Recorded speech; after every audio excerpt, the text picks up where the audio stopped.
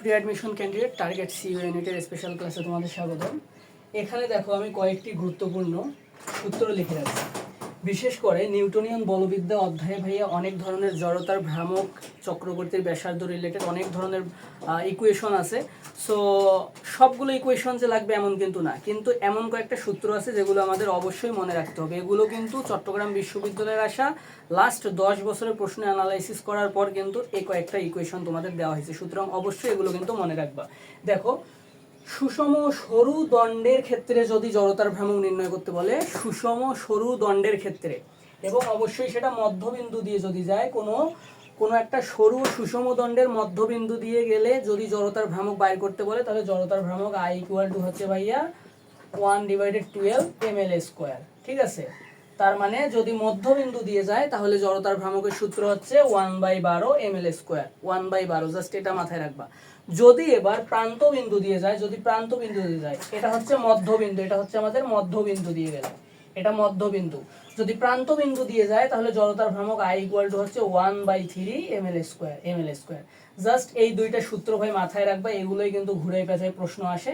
আর এবং নিচের দুইটা জাস্ট হাফ mr²। কোন ক্ষেত্রে? দেখো, m ভরের আর ব্যাসার্ধের পাতলা চাকতির ক্ষেত্রে এবং নিরেট সিলিন্ডার, তার মানে পাতলা চাকতি এবং নিরেট সিলিন্ডারের জন্য জড়তার ভ্রামক হচ্ছে হাফ mr²। এবং আমরা জানি জড়তার ভ্রামকের মূল সূত্রটাই হচ্ছে I = হাফ mr²। আমরা স্বাভাবিকভাবে এই সূত্রটা দিয়ে সকল ধরনের জড়তার ভ্রামক বের করে থাকি, কিন্তু ব্যতিক্রম হচ্ছে এই যে একটা হচ্ছে মধ্যবিন্দু দিয়ে গেলে, একটা হচ্ছে প্রান্তবিন্দু দিয়ে গেলে। অবশ্যই এই কয়েকটা ইকুয়েশন মাথায় রাখবো। পাশাপাশি এই অধ্যায়ে আছে টর্ক, জড়তার ভ্রামক এবং কৌণিক ত্বরণ। এগুলোর আমাদের মাত্রা এবং একক মনে রাখতে হবে।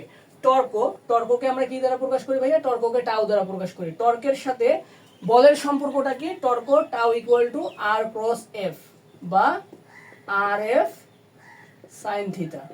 ঠিক আছে, অপর পক্ষে আবার টর্কের সাথে জড়তার ভ্রামকের সম্পর্কটা কি ভাইয়া? টাউ = হচ্ছে I আলফা। এই I হচ্ছে আমাদের জড়তার ভ্রামক এবং এটা হচ্ছে আমাদের কৌণিক ত্বরণ। ঠিক আছে, তার মানে টাউ এর সাথে এই ইকুয়েশন গুলো কিন্তু আমাদের চট্টগ্রাম বিশ্ববিদ্যালয়ের ভর্তি পরীক্ষায় আসে। এখানে দেখো, টাউ = I আলফা। এভাবে প্রশ্ন আসে যে নিচের কোনটি টর্কের সূত্র, বা নিচের কোনটি কৌণিক ত্বরণের সূত্র, বা নিচের কোন সূত্রটি সঠিক, কোন সূত্রটি সঠিক নয়। আশা করি টর্ক রিলেটেড এবং জড়তার ভ্রামক রিলেটেড এই ধরনের প্রশ্ন আসলে তোমরা খুব ইজিলি অ্যান্সার করতে পারবা। পাশাপাশি এদের এককগুলো মাথায় রাখতে হবে ভাইয়া। যেমন হচ্ছে আমাদের জড়তার ভ্রামকের একক কি? কেজি মিটার²। ঠিক আছে, টর্কের একক কি ভাইয়া? টর্কের একক হচ্ছে নিউটন মিটার। টর্কের একক হচ্ছে নিউটন মিটার।